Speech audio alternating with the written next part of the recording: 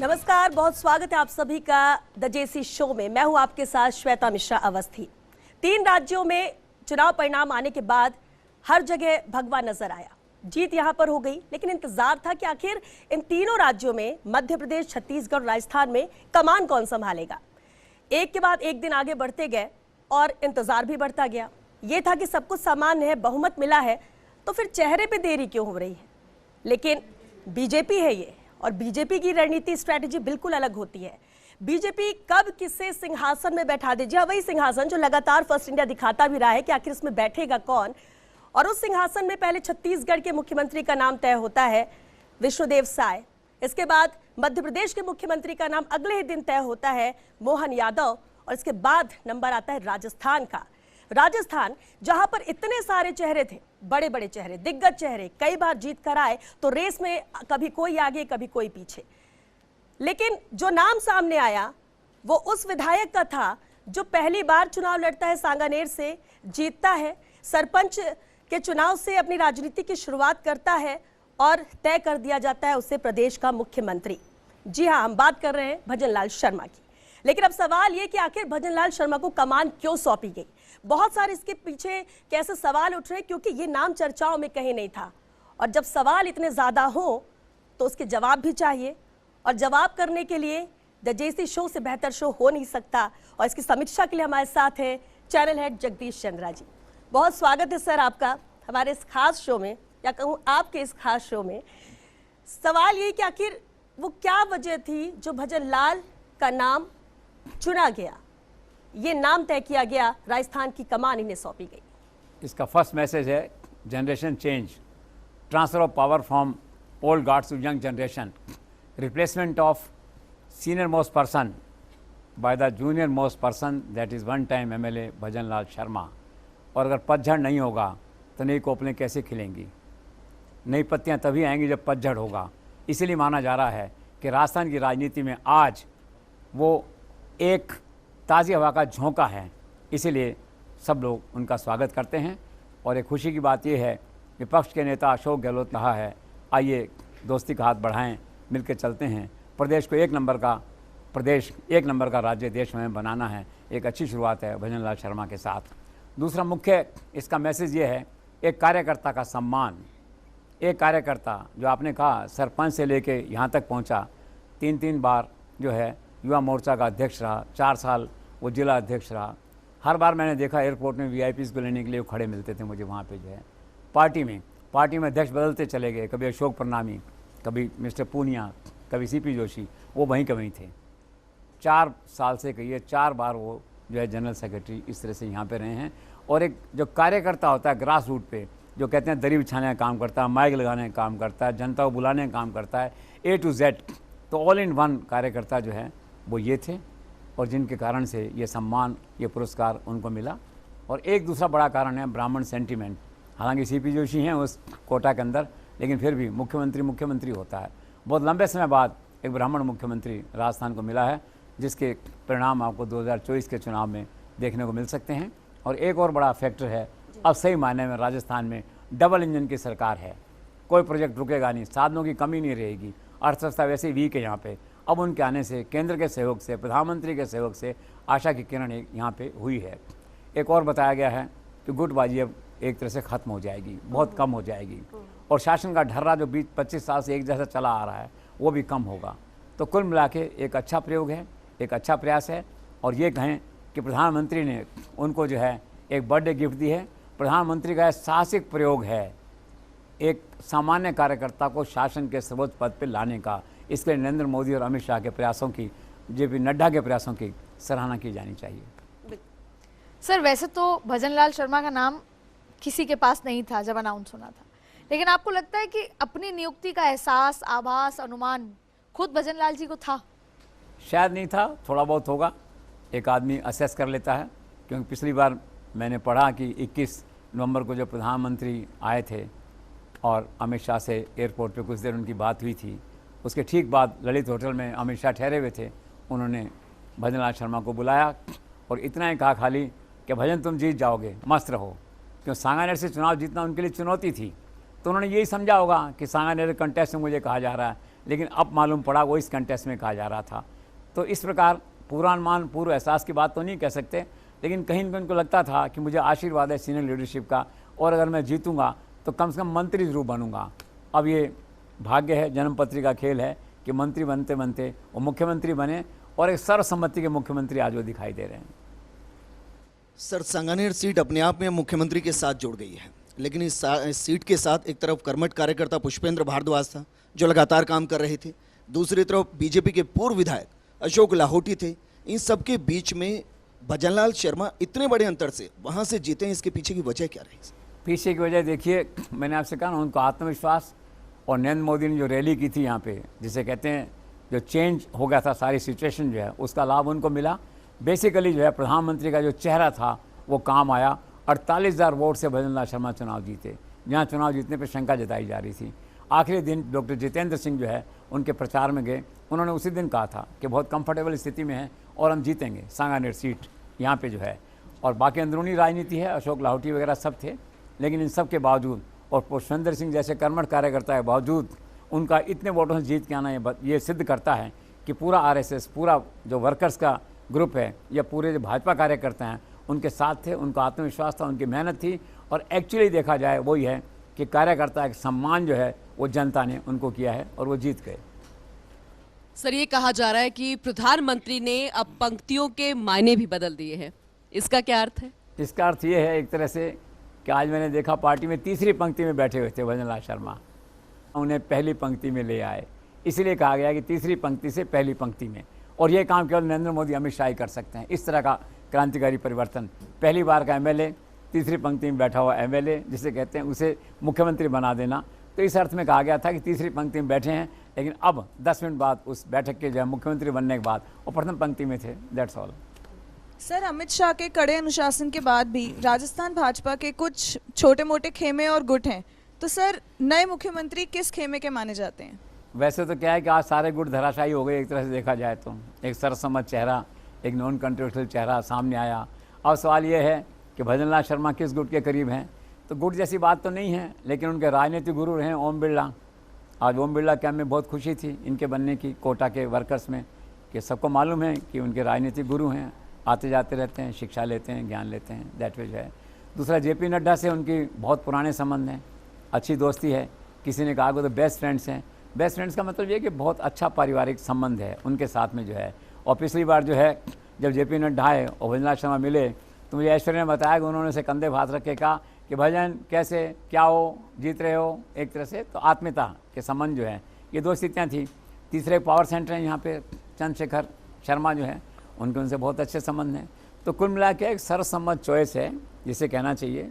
तो आप इधर से देखेंगे अगर उठा करके तो ओम बिरला देखिए, वो सक्रिय राजनीति में नहीं है, लेकिन एक सीनियर रोल में, एक आशीर्वाद देने वाले रोल के अंदर है, गुरु के रोल में है। इधर फिर मैंने जेपी नड्डा का बताया आपको, चंद्रशेखर का बताया। और एक्चुअल में कहा जा रहा है जो वसुंधरा कैंप का जैसे कहना ये है कि अरुण सिंह और जेपी नड्डा ने खेल कर दिया इन ए वे। तो अरुण सिंह का भी रोल था इसके अंदर जो है, और अंतिम रोल जो है, अंतिम मंजिल नरेंद्र मोदी। आप जानते हैं अंतिम फैसले वहीं होते हैं। That's all. सर, राजनीति में सोशल इंजीनियरिंग बहुत मैटर करती है, कभी भी कोई फैसले लेने हो, जिम्मेदारियां देनी हो। लेकिन राजस्थान की बात करें, अब मुख्यमंत्री और प्रदेशाध्यक्ष दोनों पदों पर ब्राह्मण हो गए हैं, ये कैसी सोशल इंजीनियरिंग है? हो जाता है कभी कभी। अब सीपी जोशी भी ब्राह्मण हैं, प्रदेशाध्यक्ष हैं, मुख्यमंत्री हैं। हो सकता है आने वाले दिनों में कोई परिवर्तन हो, कोई बड़ी जिम्मेदारी देने की बात कहीं चल रही हो सीपी जोशी के लिए, वही ब्राह्मण चेहरा हैं। और वैसे देखा जाए तो ब्राह्मण समाज में डबल इंजन सरकार भी आप इसे कह सकते हैं। और कुछ लोगों का मानना है कि कैलाश चौधरी को अगले कुछ दिनों में हो सकते हैं कोई कमान सौंपे, लेकिन मुश्किल लगता है मुझे। 2024 सामने हैं, कुल 3-4 महीने बचे हैं, ऐसे में क्या परिवर्तन होगा? तो सोशल इंजीनियरिंग उन्होंने कुछ सोच के किया होगा, नरेंद्र मोदी, अमित शाह, जेपी नड्डा ने जो है। और मुझे नहीं लगता कोई अब निकट में कोई परिवर्तन होने वाला है। ब्राह्मण मुख्यमंत्री तो 15 तारीख को शपथ ले रहे हैं जैसा कि है, और सीपी जोशी ने कमान संभाली, अभी वो फील्ड में काम कर रहे हैं। वो पार्टी का ब्राह्मण चेहरा थे, लेकिन भजनलाल शर्मा के आने के बाद अब वो स्थिति नहीं है, दैट विज है। लेकिन सीपी जोशी अपने पद पे कायम हैं और अपना काम करेंगे। 2024 में 25 सीटें लाने की जिम्मेदारी है, उसमें सीपी का भी रोल है। इसलिए ये सोशल इंजीनियरिंग में देखने में थोड़ा सा ऐसा लगता है, अनोमली लगती है, लेकिन पार्टी ने कुछ सोच समझ कर किया होगा। एक थोड़ी सी अनोमली ये होगी कि सभी लोग जयपुर जिले से हो गए, एक तरह जयपुर संभाग से हो गए। जयपुर से जो है मुख्यमंत्री यहाँ से हैं, दिया कुमारी हैं, और जो मिस्टर बैरवा हैं दूदू वाले डिप्टी सीएम जो बने हैं वो भी यहाँ से हैं। हो सकता है आने वाले दिनों में कुछ और परिवर्तन, मंत्रिमंडल का गठन होगा, कुछ और होगा, तो अमित शाह नरेंद्र मोदी इसका कुछ बैलेंसिंग इसके अंदर करेंगे। लेकिन आज की तारीख में दो टॉप ब्राह्मण चेहरे प्रदेश की राजनीति में, that is bhajan Lal Sharma and CP Joshi, उनके हाथ में कमान है। लेकिन उप मुख्यमंत्रियों के नाम घोषित करने में गफलत कैसे हो गई? हाँ, ये मुझे भी समझ नहीं आया इस तरह से। या तो जो लोग बैठे हुए थे उसमें से किसी ने गलत ब्रीफ कर दिया, या कोई मीडिया के आदमी ने किसी ने गलत समझा। भाजपा का काम इतना सेटल्ड होता है, इतना सेट होता है, परफेक्शन होता है सारा, कि ऐसी गलतियाँ होती नहीं हैं। पहले तो देखिए उनके लिए कह दिया कैलाश चौधरी और अमिता के लिए, फिर पता लगा दिया कुमारी और मिस्टर बैरवा हैं। अटपटा लगा, कोई कम्युनिकेशन गैप कहीं रहा होगा। ऐसा नहीं होना चाहिए, अनफॉर्चुनेटली हो गया, विच doesn't suit the image of BJP is working.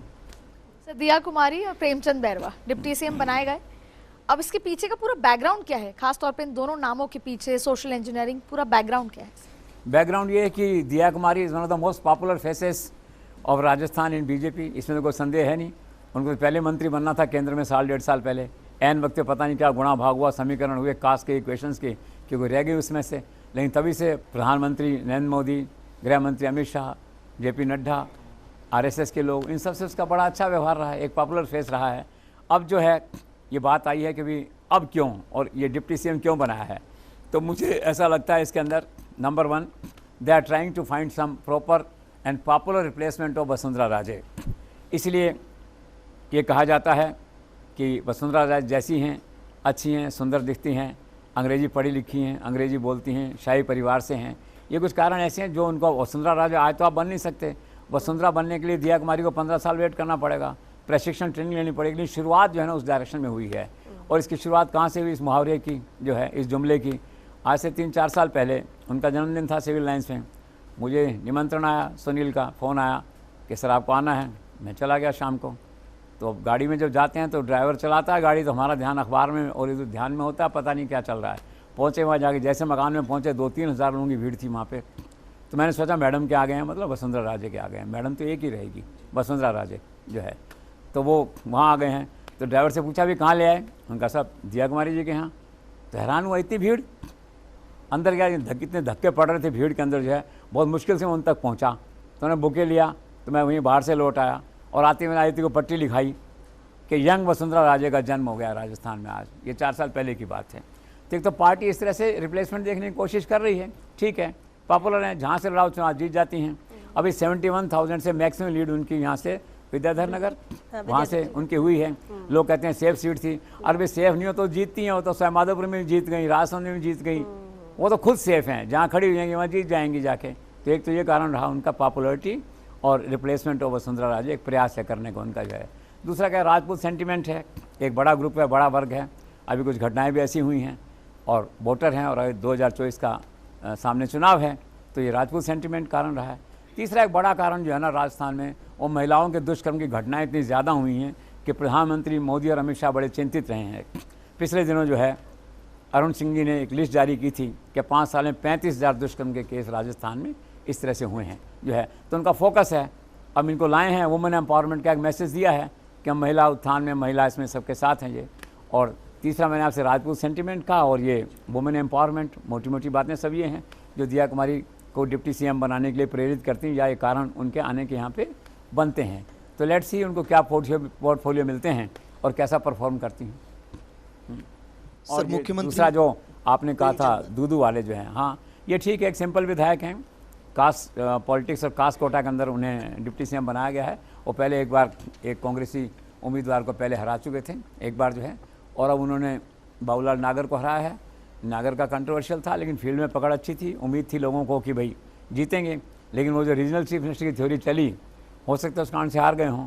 तो ये सिंपल हैं और इनको मैसेज दिया गया, जो सोशल इंजीनियरिंग है SC ST के अंदर, दलित के अंदर, पिछड़ों के अंदर जो है एक मैसेज दिया गया है। ऐसी उम्मीद की जानी चाहिए कि शासन में जब बैठेंगे तो जिम्मेदारी के साथ शासन चलाएंगे, और एक अच्छा मैसेज 2024 के मार्फत जो है उनकी कम्युनिटीज़ में इस पदस्थापन के मार्फत जो है वो उनको मिलेगा। सर, मुख्यमंत्री, उप मुख्यमंत्री, इसके अलावा एक और घोषणा हुई विधानसभा अध्यक्ष की। वासुदेव देवनानी को उसके लिए चुना गया। अब क्योंकि 70 से ज़्यादा विपक्ष के नेता और उनमें हनुमान बेनीवाल हैं, कांग्रेस के दिग्गज नेता हैं, आपको लगता है कि विधानसभा अध्यक्ष के तौर पर वासुदेव देवनानी उनको हैंडल कर पाएंगे, उस चुनौती को स्वीकार कर पाएंगे? देखो, देवनानी का जो श्रृंगार है वो है उनकी विनम्रता, कोऑर्डिनेशन, नमस्ते करना, सही मायने में एक आरएसएस कार्यकर्ता का रोल है।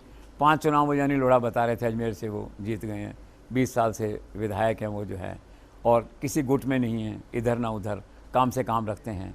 तो उनकी जो विनम्रता है वो विधानसभा में काम करेगी जो है। और रही बात अशोक गहलोत की, तो मैंने आपसे कहा कि उनके जो 70, 71 या 69 जो विधायक हैं, हनुमान बेनीवाल और डॉक्टर गर्ग को मिला के जो है, तो चुनौती तो रहेगी। और ऐसे समय में चीफ मिनिस्टर को जो है हमेशा राजेंद्र राठौड़ की याद आएगी फ्लोर मैनेजमेंट के लिए, कि काश आज वो होते किसी कैपेसिटी में तो यहाँ खड़े होकर के मैनेज करते।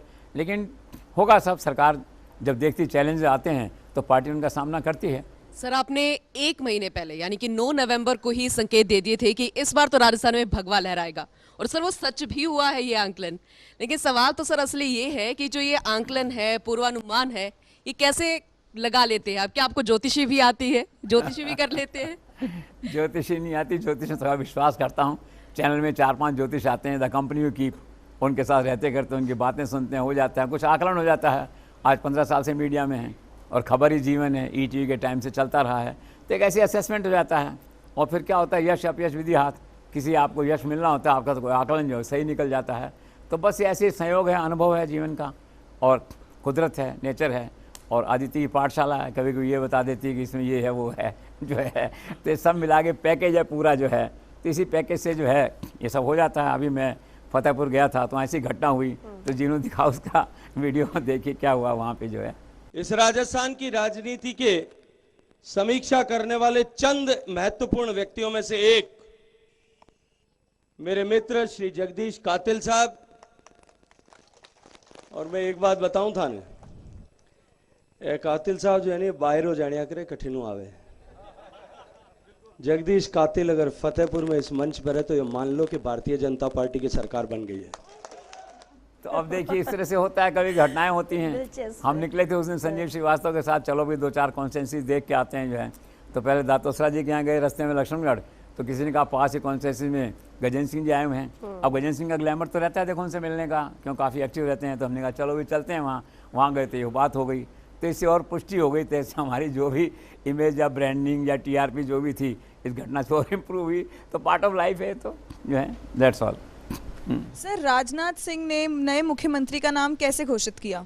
विधायक दल की बैठक के दौरान उन्हें आया आला कमान से फ़ोन, या दिल्ली से जयपुर आते वक्त उन्हें लिफाफे में कोई पर्ची दी गई? परंपरा तो ये है कि फ़ोन आता है या पर्ची दे देते हैं। अब आजकल तो हो गया कि व्हाट्सअप मैसेज आता है। हम उम्मीद कर रहे थे कि 4 बजे मीटिंग है, 4:30 बजे जो है व्हाट्सअप मैसेज आएगा, लेकिन मुझे इस बार ऐसा लगा कि उनको पर्ची दी गई थी। हो सकता है बंद लिफाफे में हो, जो भी है, क्योंकि मैंने ये नोटिस किया एक वीडियो के अंदर जहाँ जो है कि वसुंधरा राजे उनके बगल में बैठी हुई हैं राजनाथ सिंह के, और पर्ची वसुंधरा राजे के हाथ में है। और ऑब्वियसली वो पर्ची उन्होंने राजनाथ से ली होगी, राजनाथ सिंह ने गुड फेथ में सीनियर है, अब उसमें तो कोई क्या उसको लीक करेगा, उनके हाथ में दे दी। तो उन्होंने देखा, ये नाम देखा तो चौंकी वो, और उन्होंने उसी से आश्चर्यजनक मुद्रा में राजनाथ सिंह की तरफ देखा, लेकिन वो विधायकों को संबोधित कर रहे थे। तो पर्ची का मेरा मानना है कि सर वो पर्ची लेके आए थे, ऐसा लगता है। लेकिन एक सीनियर ऑब्जर्वर के तौर पर राजनाथ सिंह को जयपुर भेजने के पीछे क्या आलाकमान की कोई खास रणनीति थी? उनके मन में क्या था, और क्या माने कि जो वसुंधरा राजे फैक्टर है वो पूरी तरह से सॉर्ट आउट हो गया? देखो 2 सवाल हैं। एक तो राजनाथ सिंह को ही क्यों भेजा गया यहाँ पे, तो सीनियर लीडर हैं, जाते आते हैं, लेकिन ऐसा थोड़ा कभी लगता है कि वसुंधरा राजे फैक्टर को लेकर उनके मन में थोड़ी आशंका, लोग बाग रहते हैं कम्युनिकेशन गैप के कारण से जो है, कि पता नहीं कोई बगावत नहीं हो जाए, कुछ लोग खड़े नहीं हो जाएं विधायक दल की बैठक में, मैडम कोई सीन नहीं क्रिएट कर दे, मैडम के लोग कुछ नहीं कह दें, मैडम प्रस्ताव बनने से इनकार नहीं कर दे, कुछ भी हो, इस तरह की आशंकाएं व्यक्ति के मन में रहती हैं। और आशंकाएं क्यों होती हैं, वो ब्रीफ गलत जाता है दिल्ली में, तो उससे आशंकाएं बन जाती हैं, ऐसा हो सकता है। तो Rajnath Singh ji, Gadkari ji, they are considered as close to madam politically जो है, तो उनको भेजा होगा, इससे मेरा ऐसा अनुमान है उसके अंदर जो है। तो आए, उन्होंने अपना काम अच्छे से किया, इतनी सद्भावना रखी, एयरपोर्ट पे 10 मिनट मैडम से अकेले में बात की उन्होंने, फिर पर्ची भी दिखा दी उनको उसी सद्भावना में 5 मिनट पहले। Nothing bad in it, you are respecting each other that way जो है। अब रही बात इसकी Vasundhara Raje factor sort out हुआ कि नहीं, इट्स ए $1 मिलियन क्वेश्चन जिसे कहना चाहिए, कह नहीं सकते। मैडम का चेहरा देखिए आप उसके अंदर, मतलब अच्छा नहीं लगा लोगों को दैट वे जो है। तो अब ये फैक्टर सॉर्ट आउट हुआ कि नहीं है, थोड़ा समय लगेगा देखने में, करने में, हो जाएगा सॉर्ट आउट। अल्टीमेटली पार्टी तो यही है, अनुशासन है। आप देखिए ना, उन्होंने सब काम कर ही रही है पार्टी के हिसाब से, तो मुझे कोई मेजर इशू दिखाई नहीं देता। लेकिन हाँ, एक इशू ऐसा है फैक्टर ये, जिसे थोड़ा सा सॉर्ट आउट होना बाकी है या सॉर्ट आउट होने का इंतज़ार है। सर देखिए, एक बार फिर उस सरप्राइज एलिमेंट आ गया। एक बार फिर भजनलाल शर्मा का नाम जब अनाउंस हुआ बतौर मुख्यमंत्री, तो नरेंद्र मोदी, अमित शाह ने एक सरप्राइज एलिमेंट दे दिया। तो आप इस ये सरप्राइज कार्यशैली को, इसको कैसे देखते हैं सर? इसमें उनको बहुत मज़ा आता है सरप्राइज़ देने में, दोनों लोगों को जो है। और आज उनको ब्रांडिंग के तो मास्टर है नरेंद्र मोदी। उनका कोई मैच ही नहीं, मैं कहता हूँ इंडिया नहीं, वर्ल्ड में मैच नहीं है। जैसे उनकी ग्लोबल पॉपुलरिटी 76% है, ऐसे ब्रांडिंग पॉपुलरिटी उनकी 100% है अक्रॉस द ग्लोब जो है। अब आप देखिए, पूरे देश के अंदर एक माहौल है पिछले 10 दिनों से, कौन मुख्यमंत्री बनने वाला है। अब फल बेचने वाला यही पूछ रहा है, होटल वाला यही पूछ रहा है, सब्जी वाला यही पूछ रहा है, अरे भाई तुम्हें क्या लेना देना, कौन मुख्यमंत्री बन रहा है। छत्तीसगढ़ में, वो भी राजस्थान में, पूरे देश में जिज्ञासा, कौतूहल पैदा कर दिया उन्होंने। बीजेपी की ब्रांडिंग कर दी कि बीजेपी को चीफ मिनिस्टर बनने वाला है, डिप्टी सीएम बनने वाला है। उन लोगों को मज़ा आता है और ब्रांडिंग के मास्टर हैं। पर पूरे राष्ट्र में ऐसा कौतूहल का माहौल था, इंडिया पाकिस्तान का मैच हो रहा हो, जैसे क्रिकेट के रन लगाने वाला, कोई सिक्सर लगाने वाला हो या कोई टॉस खेलने वाला हो, इस तरह का जो है। तो ये उनकी सक्सेस या कौतूहल क्रिएट करते हैं। बीजेपी की इससे ब्रांडिंग होती है। इसलिए सर, आपको ऐसा नहीं लगता कि BJP leadership is obsessed with the idea of secrecy? हाँ, ऑब्सेस्ड तो क्या कहना चाहिए, लेकिन हाँ, उनका जैसे मैंने कहा ना, उनको ये बात आती है कि यार बात आउट नहीं होनी चाहिए। अब मैं आपको अमित शाह से जुड़ा एक किस्सा बताता हूँ। जब पार्टी अध्यक्ष बने थे अमित शाह कुछ साल पहले, तो दफ्तर गए, एक जनरल सेक्रेटरी को पूछा क्या हाल चाल, क्या इश्यूज़ हैं। तो उन्होंने कहा, उस जनरल सेक्रेटरी ने, साहब एक इशू ये है कि बातें लीक हो जाती हैं, हमारा प्लान उससे डिस्टर्ब हो जाता है। कहाँ लीक होती हैं? मीडिया में लीक हो जाती हैं। तो उन्होंने कहा ठीक है, लीक होती नहीं हो तो ठीक है, तुम लीक मत करना। उसको वार्निंग होगी ना। फिर उसके कुछ दिनों बाद ही, पुरानी बात है ये, तो स्वर्गीय सुषमा स्वराज उन दिनों थी सत्ता में, पार्लियामेंट बोर्ड की एक बैठक हुई थी, तो कोई बात फैसला हुआ होगा महत्वपूर्ण, अगले दिन मीडिया में आ गया। अब अमित शाह को तो क्या है ना, आप डिच नहीं कर सकते, वो पताल से निकाल लाते हैं चीज़ कहाँ गई, किसने किया, क्या किया। तो आ गया उनका अनुसंधान पूरा होके। तो सुषमा जी को बुलाया उन्होंने और कहा कि ना मत कहना, मतलब मुझे सब मालूम है, देखो ना मत कहना। लेकिन फिर भी उन्होंने ना कहा कि नहीं मेरा कोई रोल नहीं है। जब ना कहा तो फिर उन्होंने कहा ठीक है, पहली बार है, छोड़ो, दूसरी बार भी इग्नोर करेंगे, तीसरी बार हुआ तो मैं किसी को पार्लियामेंट्री बोर्ड से निकलवा सकता हूँ, हटा सकता हूँ उसको। अनुशासन यही है ना पार्टी का, तभी तो आज भाजपा यहाँ खड़ी है, तभी तो अमित शाह का डंडा पूरे देश में चलता है। आपको टफ होना पड़ता है, सामने वाले व्यक्ति जूनियर और सीनियर, पार्टी का डिसिप्लिन सर्वोपरि है। शाम को फिर फ़ोन आया स्वर्गीय अरुण जेटली और उनके दूसरे जो हैं, जो उपराष्ट्रपति थे आंध्रा से जो है, तो वेंकैया नायडू जी हैं, तो उनका फ़ोन आया कि वो सुषमा जी बहुत नाराज़ हैं और ये हैं। उन्होंने कहा आधा काम तो मेरा आपने कर दिया, कैसे आपको मालूम पड़ गया, तो वे आप भी ध्यान रखना जरा। तो अमित शाह का ओपन चैलेंज है पत्रकारों को, तुम बता, मालूम करके बताओ, मुझे छाप के बताओ, मेरे यहाँ से चीज़ आउट होएगी नहीं, सीक्रेसी बाहर जाएगी नहीं। इसलिए न तो 370 का प्रस्ताव पहले मालूम पड़ता है, न मंत्रिमंडल की लिस्ट आती है, न कुछ और फैसले सामने आते हैं। उनका काम ही राज का काम है, राज को राज का काम करने दो एक तरह से। और आज जो डिसिप्लिन है आप देखिए ना, आज पिछले 7 दिनों से राजस्थान में हर कोई जिज्ञासा और कौतूहल में डूबा हुआ है। क्यों डूबा हुआ है? वही अमित शाह की कार्यशैली, नरेंद्र मोदी की कार्यशैली कि सीक्रेसी रहनी चाहिए, फैसले बाहर नहीं जाने चाहिए। तो है ये, this is all. Sir, Chhattisgarh में एक वरिष्ठ और अनुभवी ट्राइबल लीडर विष्णु देव साय, मध्य प्रदेश में यादव समुदाय से आने वाले मोहन यादव और राजस्थान में ब्राह्मण समुदाय से आने वाले भजनलाल शर्मा को मुख्यमंत्री बनाकर आला कमान क्या संदेश देना चाहते हैं? आला कमान क्या सोशल इंजीनियरिंग कर रहा, अलग अलग जातियों, अलग अलग समुदायों को एड्रेस कर रहा, उन्हें अपनी तरफ आकर्षित कर रहा है। आप देखिए छत्तीसगढ़ का केस आपके सामने है। अब वहाँ के आदिवासी मुख्यमंत्री बना, वहाँ पे स्वर्ण ग्रुप से जो है डिप्टी चीफ मिनिस्टर बना, और फिर ओबीसी का एक डिप्टी चीफ मिनिस्टर बना, फिर डॉक्टर रमन सिंह स्वर्ण से जो है स्पीकर बने, एक बनाया ना उन्होंने पूरा जो है। और छत्तीसगढ़ में देखिए एक और नया मुद्दा वहाँ पे हुआ, तो वहाँ पे क्या है कि जनजाति संरक्षण एक विंग है आरएसएस की जो है, वो वहाँ काम कर रही है। वहाँ के आदिवासियों में 2 तरह के आदिवासी हो गए हैं, हिंदू आदिवासी और दूसरे क्रिश्चियन आदिवासी। तो काफ़ी मतभेद हुआ। अब भाजपा नेचुरली हिंदू आदिवासियों के साथ खड़ी है, तो पूरी ट्राइबल बेल्ट में छत्तीसगढ़ में इसका ज़बरदस्त मैसेज गया। और वहाँ इस तरह का पोलराइजेशन वोट्स का हुआ बीजेपी के पक्ष में कि वो जो 20 में से 19 सीटें कांग्रेस जीता करती थी, आज अधिकांश सीटें छत्तीसगढ़ में जो है वो भाजपा ने जीती एक तरह से सोशल इंजीनियरिंग के कारण से, और उसी के कारण से वहाँ ट्राइबल चीफ मिनिस्टर उन्होंने दिया है ये। तो भाजपा का ये है इस तरह का, और हर पार्टी का होता है। क्यों, एक कारण और भी है ना, भाजपा की इमेज और बैकग्राउंड ऐसा रहा है कि बनिया ब्राह्मणों की पार्टी है, स्वर्ण वर्ग की पार्टी है। SC ST हो गए, आदिवासी हो गए, पिछड़े हो गए, मुस्लिम्स हो गए, ये थोड़ा सा इंडिफरेंट रहे शुरू में। अब भाजपा क्या है कि उनको जोड़ तो चुकी है और आगे जोड़ रही है और गहराई से कर रही है। It's a part of their polarisation strategy, it's a part of their social engineering strategy. वहीं सर, भाजपा आलाकमान ने तीनों ही राज्यों में किसी केंद्रीय मंत्री या फिर किसी सांसद को मौका देने की बजाय स्थानीय विधायक को प्राथमिकता दी है। अब इसके मायने क्या है? इसके मायने बहुत अच्छे हैं, अच्छा लक्षण है। It's basically a good move of Narendra Modi and Amit Shah to promote local talent, to promote young talent, to promote grass root talent, and also to promote the sentiment of democracy कि हर आदमी को मौका मिलना चाहिए। पूरे देश में एक मैसेज चला गया इससे कि हाँ, संगठन के कार्यकर्ता भी मुख्यमंत्री का पद उनको दिया जा सकता है। आज राजस्थान में आशा किरण आई है 115 लोगों में। अरे भजन लाल जी बन सकते हैं, हम क्यों नहीं बन सकते, हम भी बन सकते हैं। तो कितना बड़ा message across the party line उन्होंने दिया है फर्स्ट टाइमर को चीफ मिनिस्टर बना के। It's a welcome move. मुख्यमंत्री पद की प्रबल दावेदार वसुंधरा राजे जब विधायक दल की बैठक में खुद प्रस्तावक बनी नए मुख्यमंत्री की, तो उस वक्त क्या महसूस किया हुआ, क्या बीती होगी उनके दिल में? Is a very emotional question. Vasundhara Raje भी ह्यूमन बीइंग है, तो ह्यूमन बीइंग होता है ना, उनको खुद को उम्मीद थी मुख्यमंत्री बनने की और कारण थे उसके। अभी एक हफ्ता पहले अमित शाह से मिल के आई थी, बहुत अच्छी बातचीत हुई। पिछले 3 साल में पहली बार लोगों ने वसुंधरा राजे को इतना खुश देखा विज़ा अमित शाह जो है, और ऐसा लगा वहाँ पे बातचीत में ये आया ऐसा कि मैडम चलो मिल के काम करेंगे। अब पार्टी में तो मिल के काम करने का होता है ना, साथ काम करेंगे। तो शायद इसका इंटरप्रिटेशन ये निकला भी मुझे अवसर मिल रहा है, इंसान है ऐसा सोचता है दैट वे जो है, और बाकी आदमी उम्मीद तो करता है जो है, इतना पुराना जो है तो नहीं हुआ। और अब ये तो है ना कि कॉन्स्पिरेसी ऑफ सर्कमस्टांसेस है लाइफ के अंदर कि पार्टी अनुशासन के नाम पे आपको उसका प्रस्ताव करना पड़ा। वो ठीक है, बड़प्पन था, but very sad and disappointing moments of life for Vasundhara Raje. Sir, Rajasthan को लेकर पिछले 8 से 10 दिनों के अंदर कई बड़े बड़े चेहरों के नाम मुख्यमंत्री की दौड़ में आए।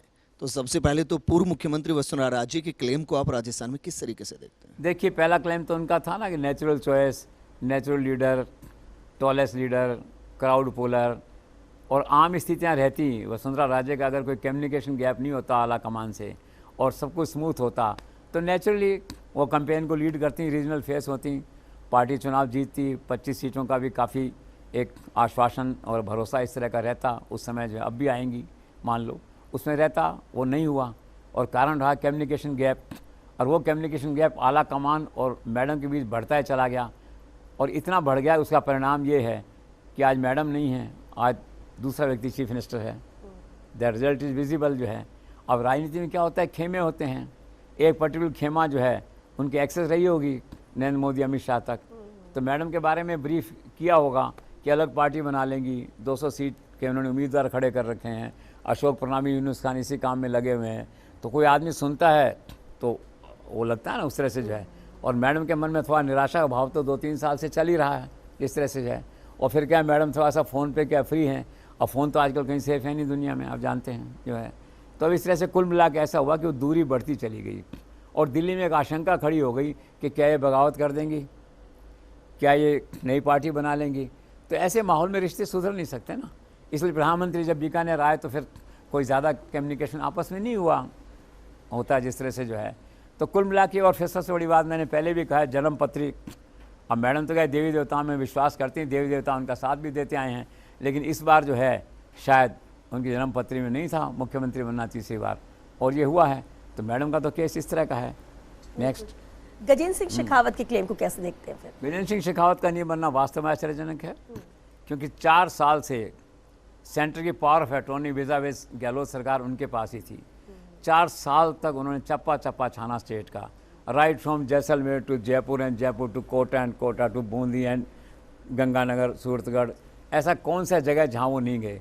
पूरे 4 साल अकेले उन्होंने विपक्ष का काम किया विज़ाविज़ अशोक गहलोत गवर्नमेंट। हर मुद्दे को खुद उठाया, हर मुद्दे पे सरकार के सामने रहे, आक्रमण का सामना किया, और फिर उसके बाद में क्या है, ये चुनाव लड़वाया। चुनाव तो क्या कमल के उस पर लड़ा गया, फूल पे, मोदी के चेहरे पे लड़ा गया, लेकिन लड़वाने के लिए तो आदमी चाहिए ना फील्ड के अंदर। साधन जुटाने की बात होती है, एक एक उम्मीदवार के सिलेक्शन में अपना रोल देने की बात होती है, राय देने की बात होती है, फिर उम्मीदवार की जैसे रिक्वायरमेंट होती है, सब तरह के उनकी रिक्वायरमेंट को पूरा करना, भाग के जाना। तो प्रैक्टिकली क्या है, ऐसा लग रहा था अभी सेंटर की जो पावर ऑफ अटॉर्नी है, उस तरह का जो रोल है शैडो चीफ मिनिस्टर का, उनके पास 4 साल से था। 4 साल तक पार्टी ने, दिल्ली ने उनको ग्रूम किया, तो नेचुरल चॉइस मैडम के बाद वही बनते थे उस तरह से कि इतना सब हो गया तो आदमी अपेक्षा करता है ना। अब सवाल ये है कि इतना जो अनुभव था उनका और राजस्थान में इतना घुमाया आपने, वो सब जो किया, तो क्या हुआ उसका अल्टीमेटली विज़ाविज़। अब बहुत संभव है कि नरेंद्र मोदी, अमित शाह के दिमाग में कोई और बड़ी जिम्मेदारी उनके लिए उनके दिमाग में हो, जो आने वाले दिनों में उनको दे सकते हैं, और फिर 2024 का चुनाव फिर सामने है।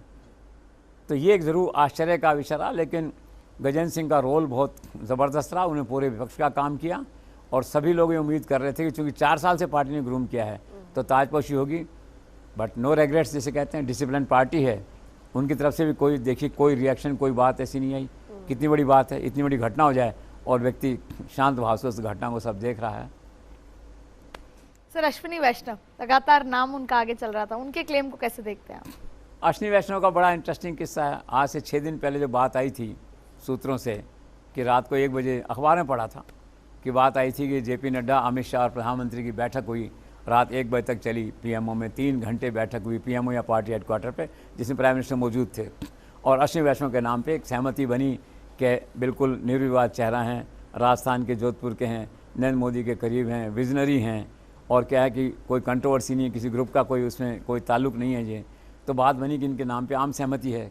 अब घटनाक्रम इतना बदला 6 दिन बाद में, अश्विनी वैष्णव आज कहीं नहीं है उस लिस्ट के अंदर। ये ज़रूर बीच में बात आई थी कि शायद वो इच्छुक नहीं है। अब प्रधानमंत्री कहते तो आना ही पड़ता, लेकिन एक होता है मन से आदमी चाहता है, तो ऐसा सुना था कि शायद वो विलिंग नहीं है उसमें, वो एक उस स्टोरी का एक पार्ट है जिसे आप स्पेकुलेशन भी कह सकते हैं, लेकिन सीरियस मूव था उनके नाम का, इसमें कोई डाउट नहीं। एक स्टेज पे जो है नहीं हुआ।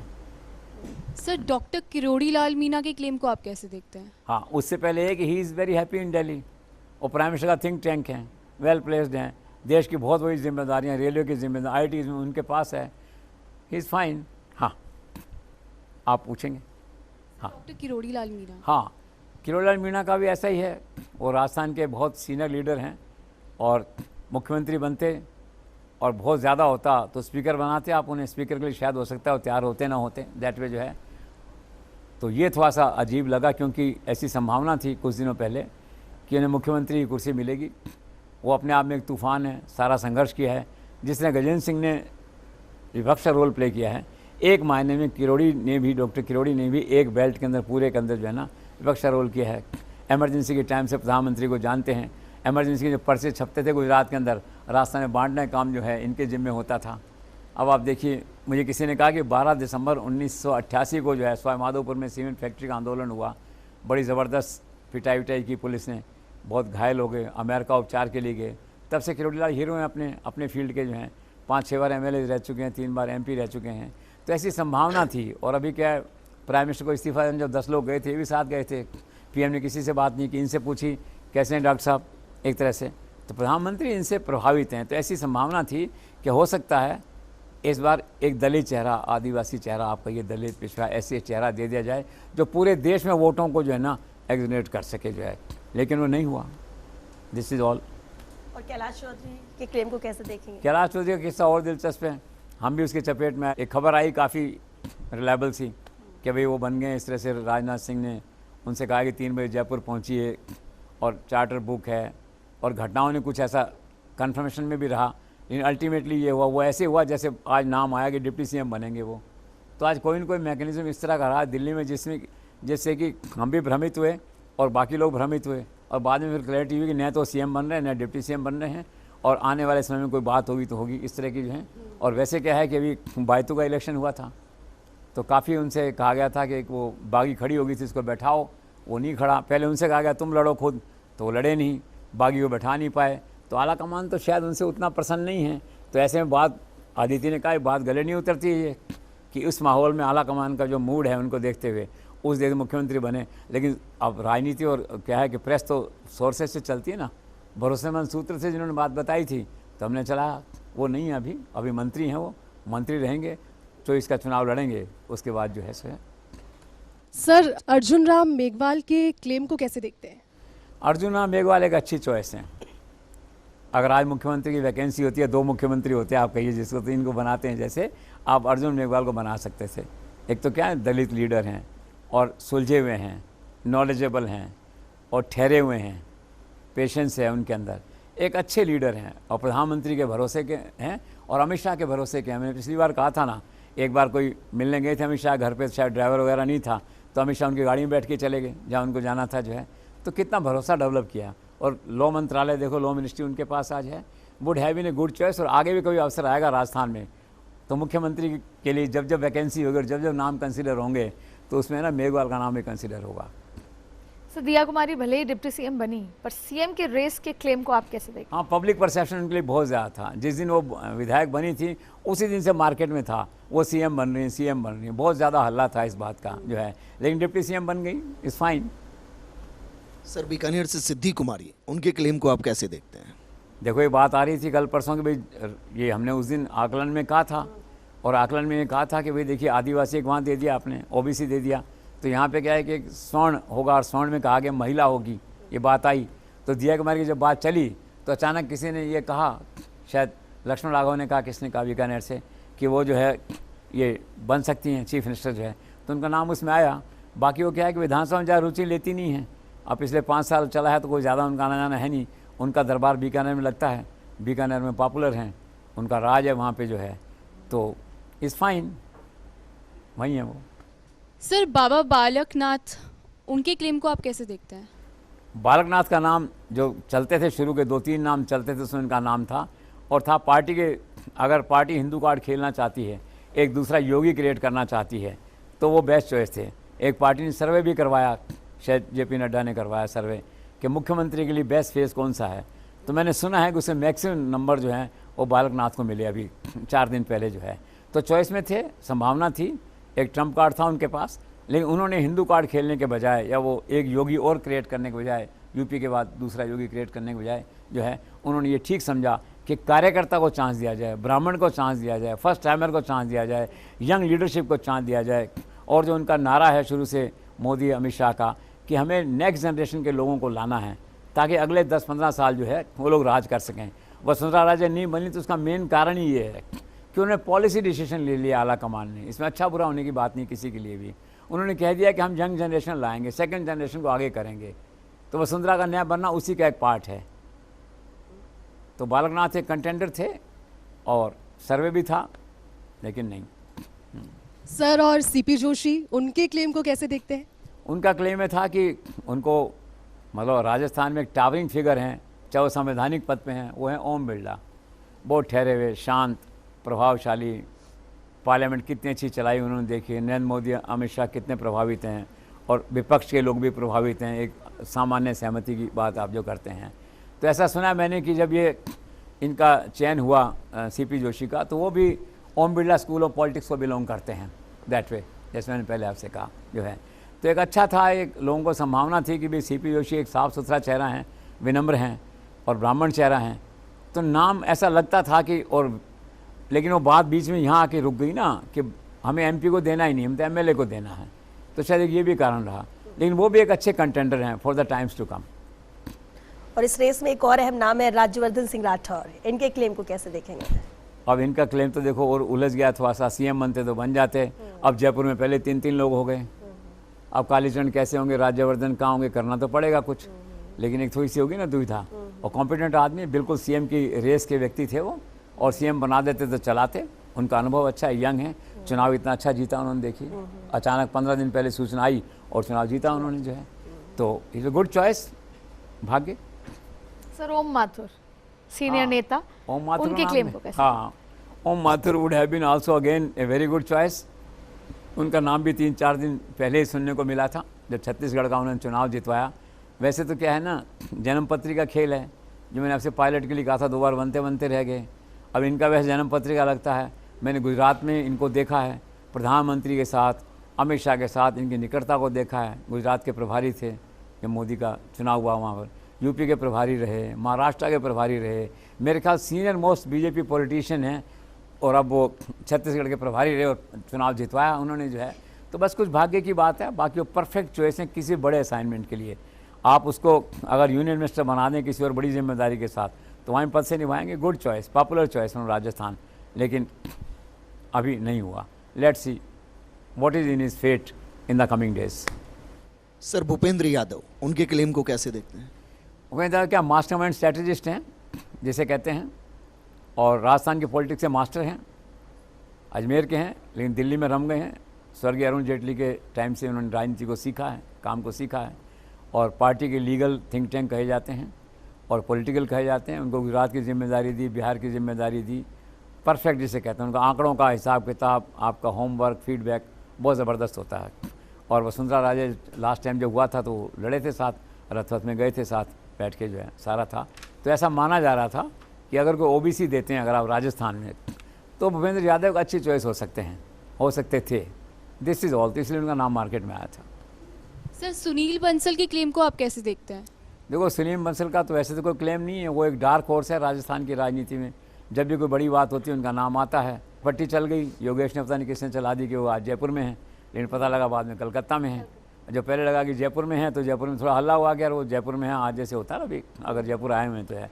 वो एक कमिटेड कार्यकर्ता हैं, कोटपुतली के हैं, राजस्थान के, इसलिए नाम चलता है।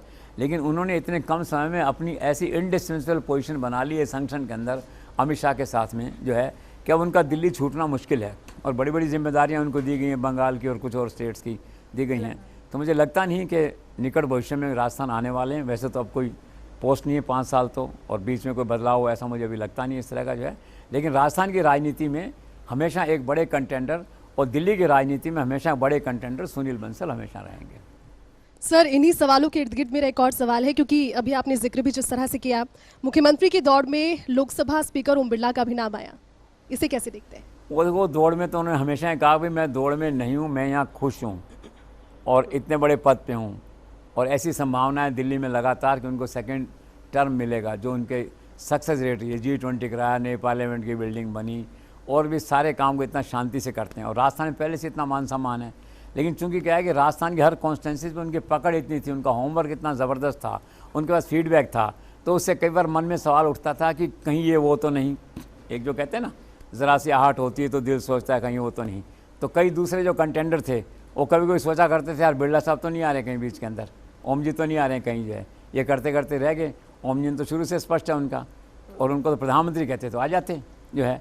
लेकिन ये बात काफ़ी समय से क्लियर है कि उनका दिल्ली में परफॉर्मेंस इतनी अच्छी है कि राजस्थान में चांस नहीं था, लेकिन एक भारी नाम था, बड़ा नाम था, इसलिए ऐसा। और राजस्थान में जो लोग लगे हैं वो ज़्यादातर उनकी उससे उनके आभा मंडल में हैं, चाहे CP जोशी हो, चाहे राजेंद्र राठौड़ हों, कुछ और लोग हों, सारे उस तरह। और ये अपने मुख्यमंत्री जैसे हैं ना, उनके राजनीतिक गुरु हैं, इसी लोग मानते थे ऐसा कि शायद वो खुद भी आ सकते हैं, लेकिन नहीं आए वो।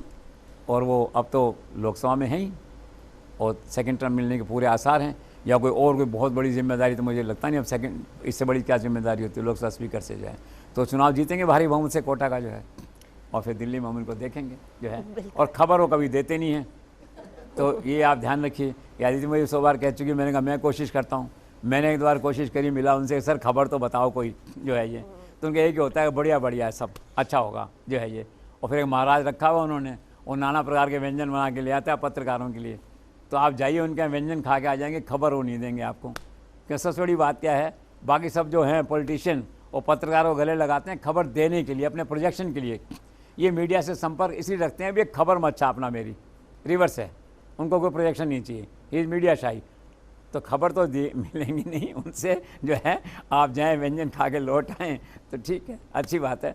बाकी वो एक परफेक्ट नाम है राजस्थान के अंदर, एक बड़ा पावर सेंटर है, ये हमेशा ध्यान रखिए। शायद ही कोई नाम छूटा होगा सर, जितने रेस में थे सब नाम का, क्योंकि क्लेम बहुत सारे थे, बन कोई और गया। लेकिन मुख्यमंत्री न बनने के बाद अब राजस्थान में गजेंद्र सिंह शेखावत का रोल क्या रहेगा?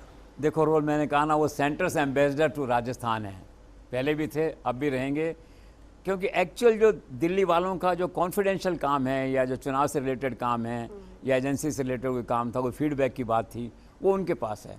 उन पर भरोसा जो है ना अमित शाह का, प्रधानमंत्री का, वो अद्भुत है।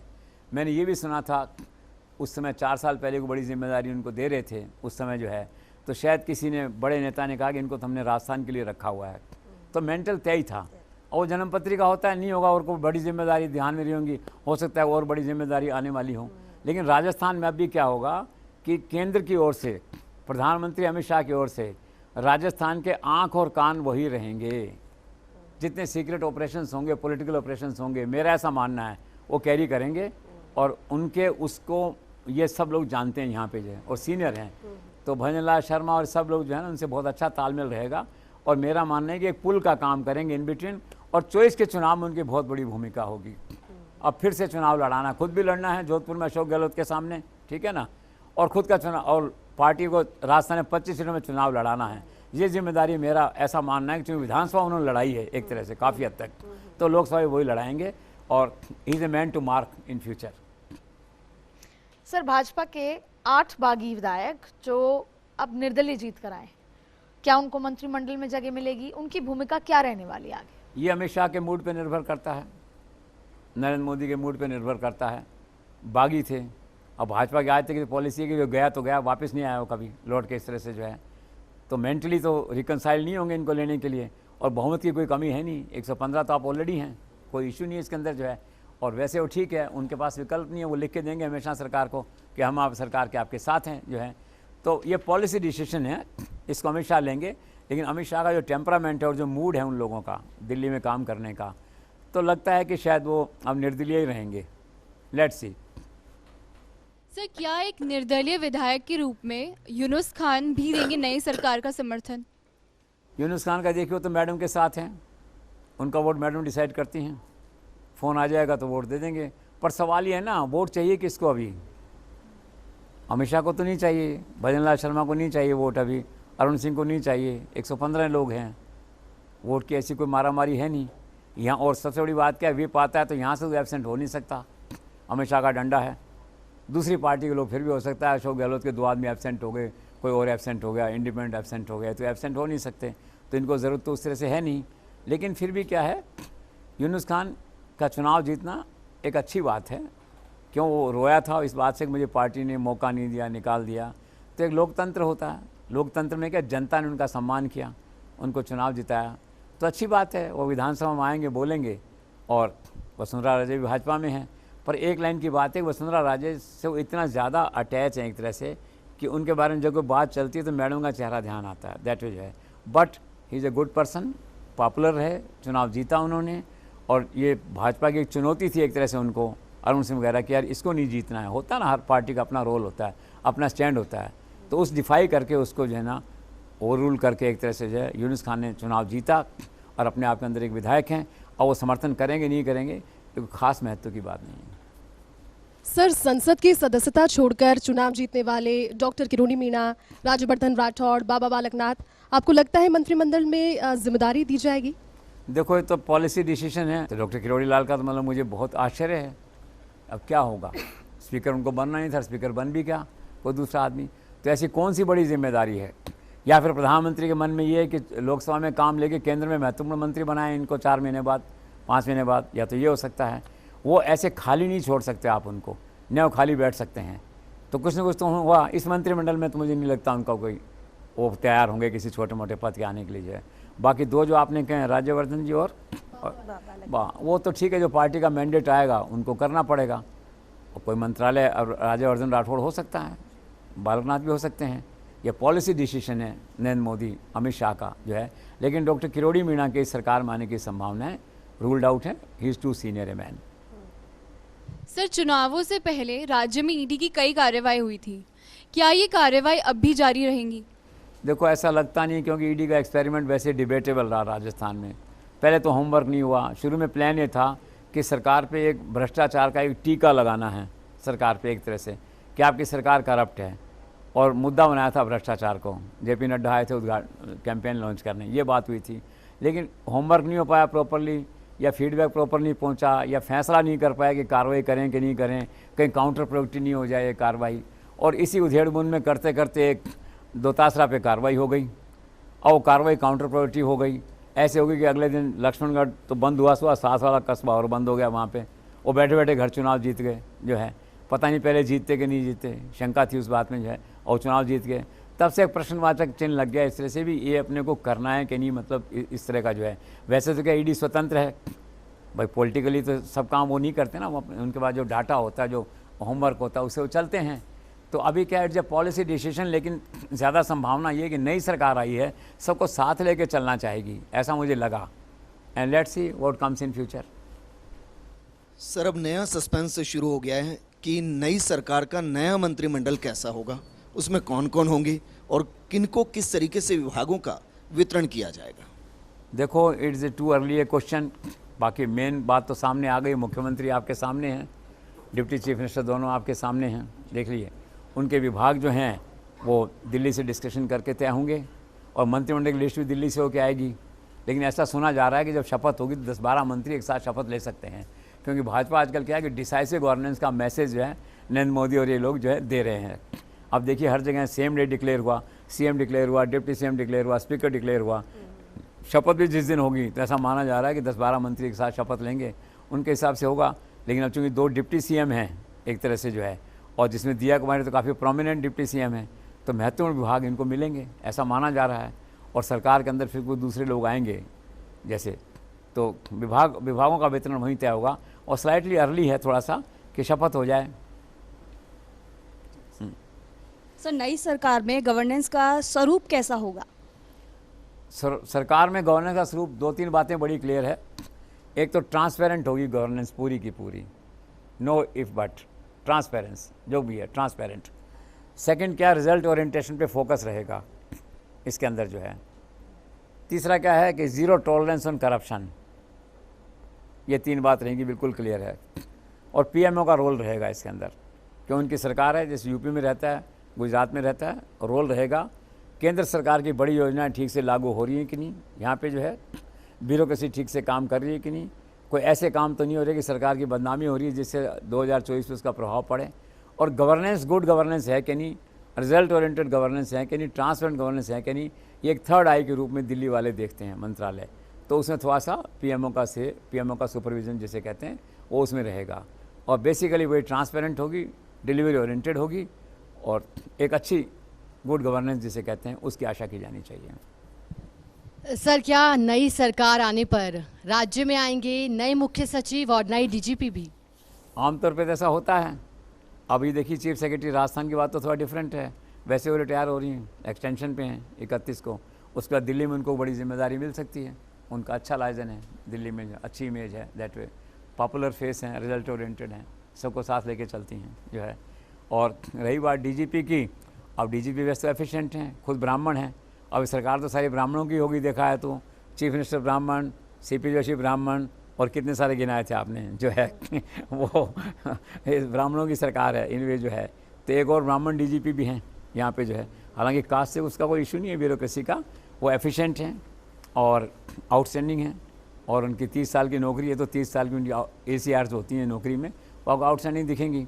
बस ये थोड़ा सा रहता है कि वो अशोक गहलोत के इंटेलिजेंस चीफ थे, तो जो इंटेलिजेंस चीफ होता है उसके बारे में वो चाहे कितना निष्पक्ष हो, ये मान लिया जाता है कि वो विपक्षी लोगों पे स्पाइंग करता होगा और देखता होगा, सीएम के कुछ मैनिपुलेशन को कैरी आउट करता होगा, ऐसी इमेज है। किसी भी राज्य में आप चले जाइए तो अशोक गहलोत के करीबी माने जाते हैं।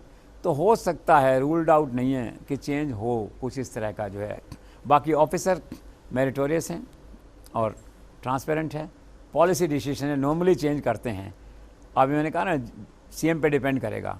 अब ये सीएम क्या ज़्यादा उस तरह से डिसाइसिव नहीं रहेंगे, क्योंकि प्रशासन का उतना अनुभव नहीं है ना, नए हैं, अभी आए हैं, जुड़े हैं उसके अंदर जो है। कार्यकर्ता बहुत अच्छे हैं, अब उनको 35 साल से इसमें हैं, पॉलिटिक्स में हैं, तो अनुभव नहीं होते भी प्रशासन का क्या है कि वो कई तरह से बाई प्रॉक्सी उनको अनुभव हो गया है। इतने दफ्तरों में चक्कर लगाए होंगे, इतने गए होंगे, मंत्रियों के पास रहे होंगे, आए होंगे, गए होंगे, सारा वहाँ पे जो है। तो कुल मिला के क्या है कि उनका अपना अनुभव है। लेकिन डीजी और इनका फैसला तो मुझे लगता है ये गजेंद्र सिंह जैसे लोग जो हैं, बड़े लोग जो हैं दिल्ली के टच में, ये लोग कुछ इस तरह से करेंगे। हो सकता है थोड़ा बहुत कंसल्टेशन किसी और से हो जाए। तो change of DGP is not ruled out, but he is A meritorious officer.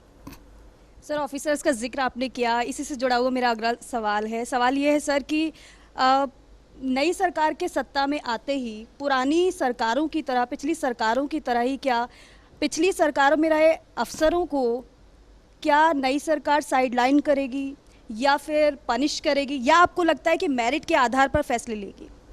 मुझे लगता है मेरिट के आधार पर चलेंगे। अभी मुझे ऐसा लगा नहीं इस सरकार के आसपास जितने लोग बने हैं, chief minister, deputy chief minister, और जो एक हवा का झोंका आता है ना दिल्ली से जयपुर जो आ रहे हैं, अरुण सिंह आते हैं, प्रहलाद जोशी आते हैं और आते हैं, जितने लोग आते हैं, ऐसा लगा नहीं कि सरकार कोई वेंडेटा पे काम करेगी या कोई इस तरह का जैसे कोई जांच आयोग बैठा देते हैं, ऐसे ही कुछ होता है नहीं, बाद में कोर्ट से स्टे आ जाते हैं, कुछ होता है। अभी तो सरकार के सामने जो लक्ष्य है ना, वो है 2024 का चुनाव जीतना, अच्छी गवर्नेंस देना, नरेंद्र मोदी अमित शाह के नाम को आगे बढ़ाना स्टेट के अंदर। इसलिए मुझे ऐसा नहीं लगता है कोई वेंडेटा वाली कोई बात इस तरह की होगी वहाँ पे। जांच एजेंसियाँ कुछ करना चाहें कर सकती हैं, उन्होंने काफ़ी होमवर्क किया हुआ है वहाँ पे जो है, और सरकार आते ही साइडलाइन कर दे, ऐसा लगता नहीं, और ऐसा नहीं होना चाहिए। मेरिट के आधार पे होना चाहिए, वरना इस सरकार और पुरानी सरकारों में फ़र्क क्या रहेगा। वो जब हम कहते हैं BJP government with A difference, तो गवर्नमेंट विद ए डिफरेंस होनी चाहिए। आप मेरिट पे अगर कोई अच्छा ऑफिसर है तो उसको साथ लेके चलिए, और बाकी कोई अगर शिकायतें कोई बात है तो आप हटाइए। तो निष्कर्ष ये है मेरा कहना कि वेंडेटा होने के आसार नहीं हैं, विच हंट होने के आसार नहीं हैं, केवल इसलिए कि आप गहलोत के साथ थे इस आधार पे साइलेंट होने के आसार नहीं हैं। अगर आप काम ठीक से कर रहे हैं, अपने दायरे में काम कर रहे हैं, I think you can continue और you can have some other important assignment, ऐसा लगता है। But it's too early, let's see another 15-20 days what finally comes out. Sir, अप्रत्याशित रूप से चुनाव हार गए राजपूत नेता राजेंद्र राठौड़ और जाट नेता सतीश पूनिया का अब आगे क्या भविष्य देखते हैं आप? It's a tragedy of Rajasthan, दोनों का चुनाव हारना, खासकर राजेंद्र राठौड़ का चुनाव हारना। It's a loss, major loss to the party. वो तो मुख्यमंत्री पद के भी एक उम्मीदवार थे और इतना अनुभव है, इतने चुनाव जीते हैं उन्होंने, और दिल्ली वाले उनसे इतने प्रभावित हैं दैट वे। जितना फीडबैक अमित शाह को मीटिंग्स में वो देते थे, कोई दूसरा देता नहीं था, तो उनका रेटिंग बहुत हाई है वहाँ पे, और उनके प्रति सहानुभूति भाव है। जब वो हारे तो प्रधानमंत्री ऑफिस से लेकर के अमित शाह तक और सब लोगों से उनको जो है इस तरह के सांत्वना, मतलब सहानुभूति संदेश इस तरह के आए कि सोचा नहीं था ऐसा। तो उन्होंने खुद ने कहा, राजेंद्र राठौड़ ने, कि मुझे तो हारने के बाद मालूम पड़ा कि दिल्ली वाले मेरे प्रति इतनी सहानुभूति रखते हैं, इतना उनका आशीर्वाद है। तो ऐसी आशा की जानी चाहिए कि कोई न कोई महत्वपूर्ण जिम्मेदारी उनको मिलेगी, और इसी तरह से कास्ट पॉलिटिक्स का जो इक्वेशन है उसमें सतीश पूनिया को भी कोई न कोई काम मिलेगा। हालांकि आला कमान का मानना ये है एक तरह से कि प्रयोग उनके सफल नहीं रहे, सतीश पूनिया का प्रयोग भी सफल नहीं रहा, और सीपी के बारे में तो it's too early to comment, अभी आए हैं, तो कोई रेटिंग उस तरह का बहुत हाई नहीं रहा।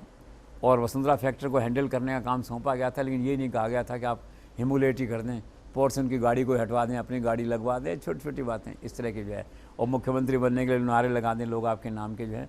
वैसे क्या है, अदरवाइज सतीश पूनिया ब्राइट हैं, जाट हैं, पावरफुल कम्युनिटी से हैं, और वर्कर हैं, और अच्छा संवाद है उनका, सारी बातें अच्छी हैं उनकी।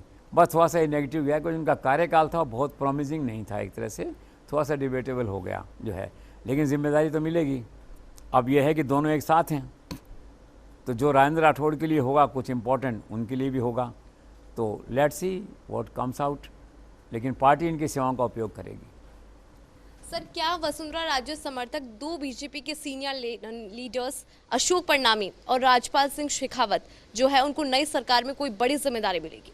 अब देखो, तो वसुंधरा समर्थक हैं, मैडम बनती तो बात अलग होती जो है। तो अब यह है कि जो नाराज़गी थी आला कमान की, उसी से टिकट कटे देखा जाए तो, और वो नाराज़गी अब डिपेंड करेगा ना, मैंने कहा ना Vasundhara Raje factor sort out हो गया है कि नहीं। अगर तो उन्होंने परमानेंटली राइट ऑफ कर दिया इस इशू को, आज तक मैं चल रहा था कि वसुंधरा राजे को राम राम इस तरह की भाषा चैनल चला रहे थे, तो अगर क्या सच में कोई ऐसी बात है कि उन्होंने मतलब मेंटली एक रिटर्न ऑफ कहता है या ऐसे इग्नोर कर दिया है, तो फिर इनका उस तरह कोई भविष्य नहीं है अभी हाल फिलहाल जो है। लेकिन अब इतने वही लीडर हैं, आगे चुनाव सामने हैं, तो कोई न कोई तो सेटलमेंट होगा। आज एक अखबार है राष्ट्रदूत, उसने लिखा है कि एक फार्मूले पे काम हो रहा है कि दुष्यंत सिंह को डिप्टी सीएम बना दें, मैडम लोकसभा लड़े और बाद में केंद्र में चली जाए, तो कुछ ना कुछ तो होगा, because she is behaved well, she is in spite of everything के एमएलए जा रहे हैं आ रहे हैं, कोई हस्ताक्षर अभियान चल रहा है XYZ, but at the end of the day she stood as a discipline soldier, obedient soldier, जो कहा सबने कहा, आज प्रस्तावक भी बनी। तो मेरा मानना है कि इस पैकेज के पूरा होने के बाद सरकार जो बनी है, सेकंड पैकेज में वसुंधरा राजे फैक्टर का कोई न कोई सम्मानजनक हल निकलेगा, उसके साथ ही अशोक परनामी और ये उसी पैकेज का पार्ट हो सकते हैं। सर, एक और सवाल आज पूछा जा रहा है कि जो नए मुख्यमंत्री चुने गए, क्या उनकी घोषणा में आरएसएस संघ की कोई भूमिका रही है? Of course RSS is dominating factor, Rajasthan में तो बहुत भूमिका रही है। आप देखिए टिकटों के चयन में, टिकटों के उसमें अब चाहे वो निम्बा राम हो, चाहे चंद्रशेखर हो, चाहे प्रकाश जी भाई साहब हों, कोई हो, मतलब काफ़ी रहा है और नागपुर से काफ़ी रोल रहा है। और आजकल तो इस तरह का है ना कि आरएसएस का वर्किंग इस तरह का हो गया है कि दिल्ली के लेवल पे अमित शाह और इस तरह से नागपुर के लेवल पे कोऑर्डिनेट करते हैं, तो पूरा उनका रोल रहा है and they should have no regrets. उनकी सुनी गई है सब जगह और उसका परिणाम है अब भजनलाल शर्मा की विक्ट्री में आरएसएस का रोल विजिबल है ना, बिल्कुल दिख रहा है अपने को सामने है। तो आरएसएस का रोल रहा है और आगे भी रहेगा।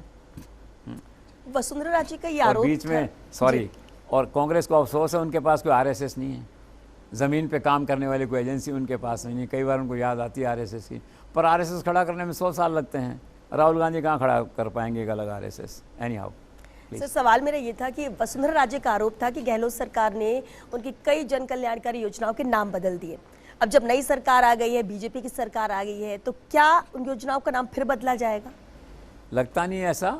2 योजनाओं की बात आ रही है, एक तो आ रही है अन्नपूर्णा की थी, तो इन्होंने इंदिरा रसोई कर दिया उसका नाम, फूड पैकेट जी। और भामाशाह थी, उसको चिरंजीवी नाम कर दिया। 2 बड़ी योजनाएं जो आपत्ति की थी उन्होंने। लेकिन एक बड़ी महत्वपूर्ण बात यह है कि इस बार अमित शाह और मोदी ने इसको, नरेंद्र मोदी ने इस बात को रियलाइज़ कर लिया है कि जो पॉपुलर स्कीम्स हैं ना उनको जारी रखना पड़ेगा। वो एक्चुअल में रेवड़ी कहते हैं पर रेवड़ियाँ है नहीं ये स्कीम जो है। और कहा भी था कि जो जन कल्याणकारी स्कीम है, मतलब जो रीजनेबल स्कीम्स हैं वो जारी रहेंगी, तो वो स्कीम जारी रहेंगी उस तरह से। वो जब जारी रहेंगी, अब सेकंड सवाल आएगा उनका नाम बदलना है कि नहीं। इसकी संभावना तो है, उनका नाम को आरएसएस से जुड़े किसी संगठन पे या सर मतलब पंडित दीनदयाल से स्मृति से जोड़ के या किसी और से जोड़ के हो सकता है नाम हो, तो नाम परिवर्तन की संभावना से इनकार नहीं किया जा सकता। लेकिन 5-7 जो बड़ी योजनाएं हैं गहलोत सरकार की, ऐसा लगता है वो जारी रहेंगे, specially on the eve of 2024। Sir, Vasundhara Raje CM नहीं बनी, लेकिन इसे लेकर आखिर गहलोत खेमे में निराशा क्यों है? Very interesting. क्या कहूँ, दोनों बुरा मान जाएंगे लेकिन लेकिन अब बात ये ना, अब 2 लोग मुझे कंट्रोल कर रहे हैं, एक इधर से एक उधर से, तो ठीक है। तो एक आकाशवाणियाँ आती हैं जैसे, तो 2 आकाशवाणियाँ मौजूद हैं जो है। तो अब उसमें क्या है कि भी एक भावना चलती थी ना कि अशोक गहलोत चीफ मिनिस्टर बन जाए, एक चलती थी मैडम बन जाए, और उस ढंग से बात सही भी थी। राजस्थान के 2 टावरिंग लीडर हैं कांग्रेस में, अशोक गहलोत और वसुंधरा राजे। तो आपस में मैंने अशोक गहलोत के लोगों को भी कहते हुए सुना कि यार मैडम बन जाओ, तो कोई बात है, ठीक है, कोई वैसी बात नहीं है, वेवलेंथ की बात होती है ऐसे आपस में। और पहले लोग कहते रहे हैं कि भी सरकार बचाने में उनका रोल था या समर्थन था, एक डिबेटेबल बातें सारी रही हैं। तो क्या स्टेट ऑफ माइंड है, तो दोनों कैंप में इस बात को लेके एक तसल्ली रहती थी कि यार ये बन जाए तो भी ठीक है, ये बन जाए तो ठीक है। अब हो सकता है वसुंधरा राजे बन जाती और कुछ ऐसा काम करती, 5 दिन बाद के अशोक गहलोत खुद ही कहते हैं ये तो गलत हो गया हमारा असेसमेंट जो है। तो राजनीति ये तो जो है, लेकिन एक इस तरह का इंटरेस्टिंग फीलिंग रहता है दोनों कैंप में कि या तो आप बन जाओ या हम बन जाएं। तो कोई नहीं बने, वो तो हार गए और मैडम आज बनी नहीं। अमित शाह के अलावा इस चुनावी प्रक्रिया में अगर हम इन लोगों के रोल के बारे में जानना चाहें तो क्या कुछ रहेगा? जेपी नड्डा की हम बात कर लें, जितेंद्र सिंह की बात कर लें, अरुण सिंह की बात कर लें, प्रहलाद जोशी हो या फिर योगी आदित्यनाथ, इस चुनाव में इनकी क्या कुछ भूमिका रही? Good, you improved a lot. देखो नए हमारे लोग कितना अच्छा परफॉर्म कर रहे हैं जो है। तो आप एक एक करके पूछिए मुझसे।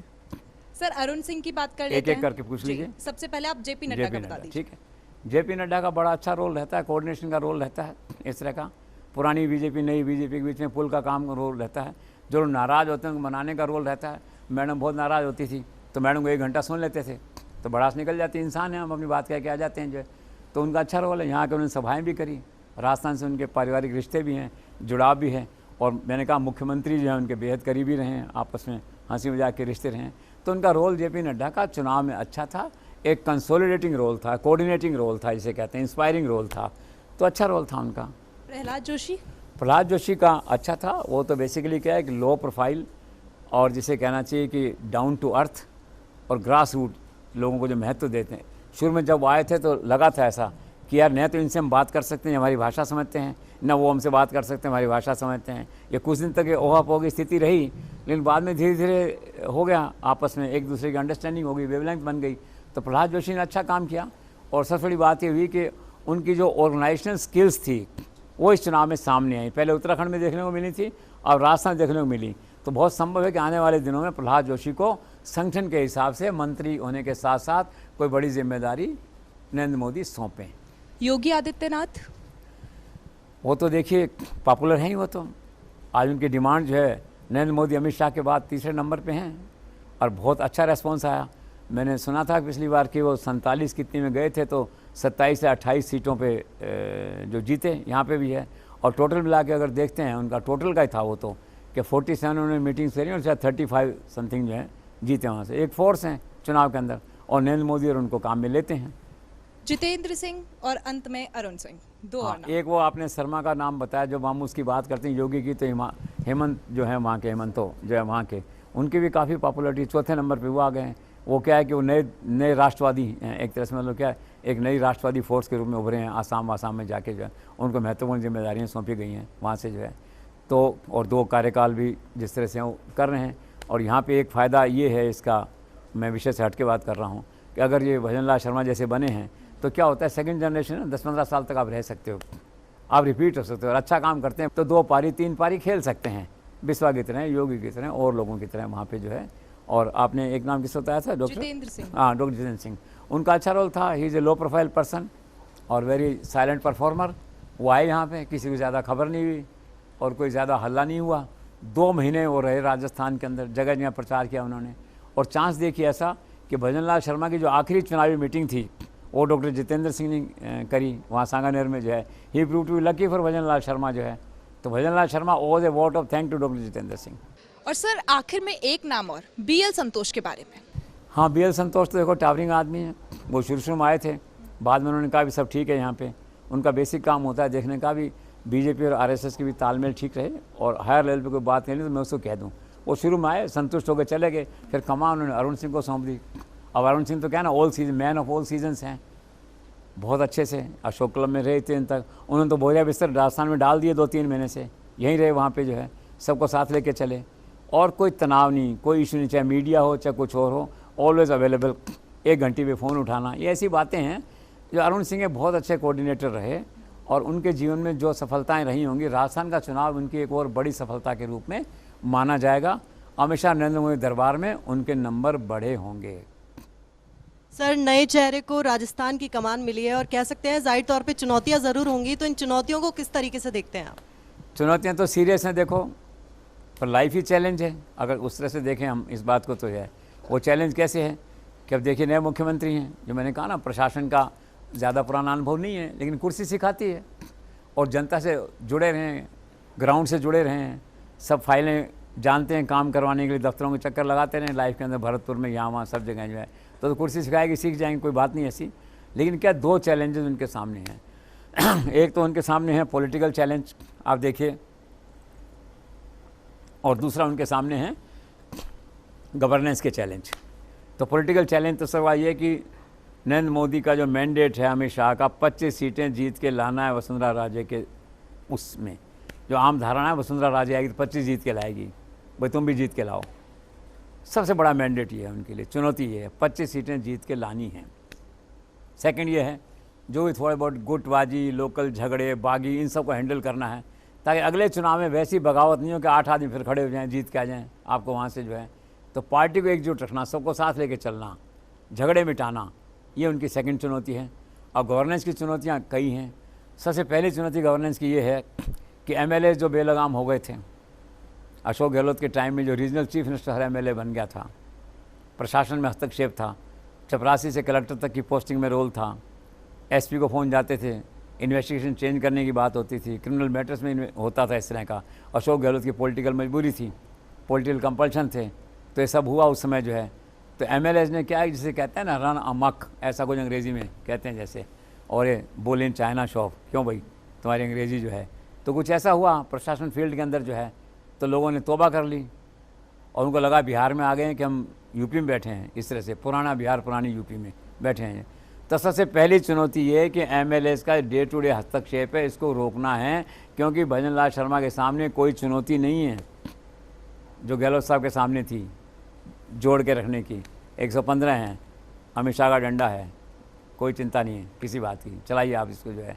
तो पहली चुनौती ये कि MLAs को कहना है कि तुम MLA हो, MLA ही रहो, MLA का रोल करो, रीजनल चीफ मिनिस्टर मत बनना। ये सबसे बड़ी चुनौती है उनके सामने। फिर दूसरी चुनौती है उसके सामने लॉ एंड ऑर्डर की, ठीक। अब कितने मर्डर क्राइम ये अपार्ट फ्रॉम महिला दुष्कर्म जो लॉ एंड ऑर्डर है, अभी देखा दिन दहाड़े कैसी हुई, वो तो सलाम टू जयपुर पुलिस, उन्होंने पकड़ लिया उन लोगों को, नाम हो गया, ठीक है ना, 3 टॉप ऑफिसर लगाए उन्होंने और पकड़ में आ गए उनके। लेकिन ये घटनाएं अगर आप जोड़ के देखोगे तो राजस्थान भी बिहार और यूपी उस तरह से पुराने वाला बनता जा रहा है कि लोगों को डर खत्म हो गया है। लोग शूट करते हैं, कहते हैं मोबाइल पे दिखाएंगे, इसको शूट करेंगे, चाहे जैसलमेर राजसमंद का केस हो, चाहिए केस हो, वहाँ पे जो है तो कई लोग ये कहते हैं कि यूपी की तरह यहाँ भी 50 एनकाउंटर करना ज़रूरी है, उस कल्चर को लाना पड़ेगा यहाँ पे, ऐसे लोग कहते हैं इस तरह की जो है। तो लॉ एंड ऑर्डर का एक जो है ना चैलेंज, और लॉ एंड ऑर्डर में एक खास बात क्या है यहाँ पे कि लॉ एंड ऑर्डर में पॉलिटिकल इंटरफेरेंस जो एमएलएज का था वो तो उसी में ख़त्म हो जाएगा, मैंने आपसे कहा रीजनल चीफ मिनिस्टर नहीं रहेंगे वो जो है। दूसरा जो ब्यूरोक्रेसी की बात है, तो एक अच्छी बात है कि राजस्थान पुलिस में एक मेरिट है, अधिकांश पुलिस ऑफिसर फील्ड में और टॉप जो ब्यूरोक्रेसी है PHQ की जो है वो सारे कंपैरेटिवली कॉम्पिटेंट और इंटीग्रिटी वाले लोग हैं। DG है, जैसे उसके नीचे ADGs हैं और हैं, मतलब 70-80% कम से कम आप कह दीजिए कि परफेक्ट जैसे A कैटेगरी के लोग हैं, ऑफिसर्स हैं। तो पुलिस की हर ब्यूरोक्रेसी जो है ना पुलिस की वो अच्छी है यहाँ पे जो है। लेकिन फिर भी क्या है कि लॉ एंड ऑर्डर को तो हैंडल करना पड़ेगा ना आपको जो है। और तीसरी चुनौती मैंने कहा आपसे क्राइम और ये सब है, और एक चुनौती बहुत बड़ी है कि खजाना खाली है।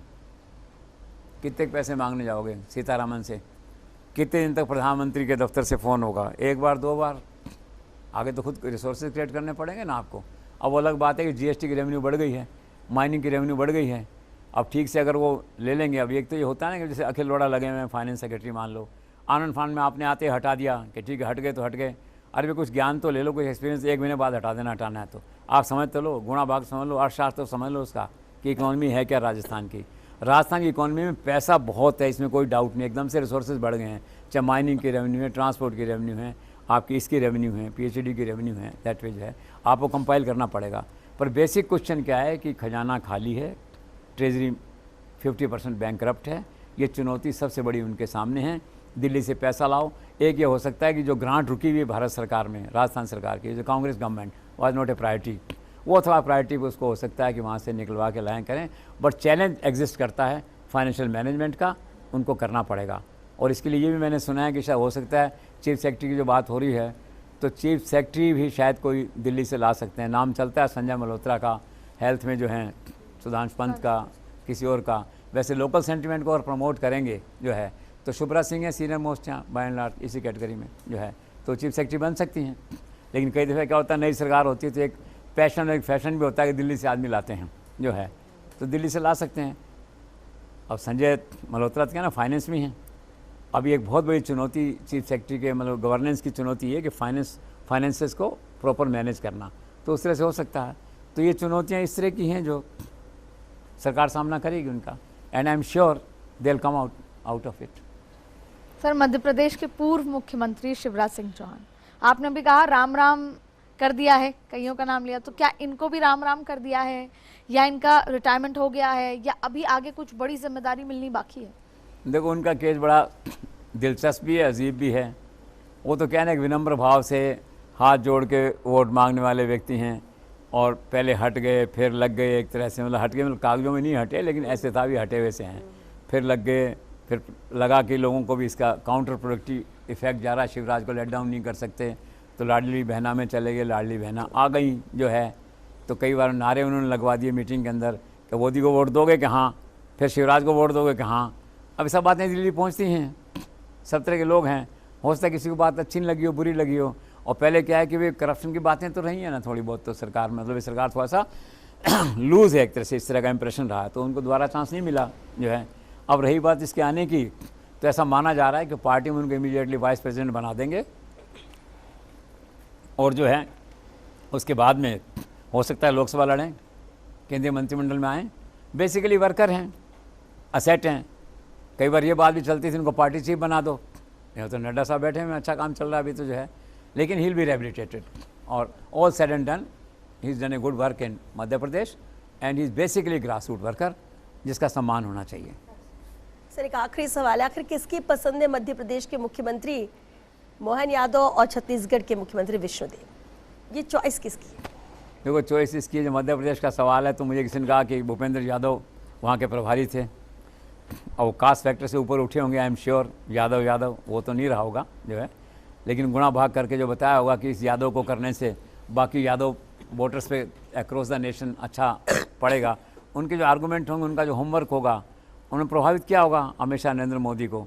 ऐसा सुना है कि उनका काफ़ी इंपॉर्टेंट रोल भूपेंद्र यादव का उनकी ताजपोशी में रहा है, और आरएसएस की तरफ से सुरेश सोनी जी का नाम आया है कि उनका रोल रहा है, उनकी भूमिका रही है, तो हो गए गुड चॉइस जो है।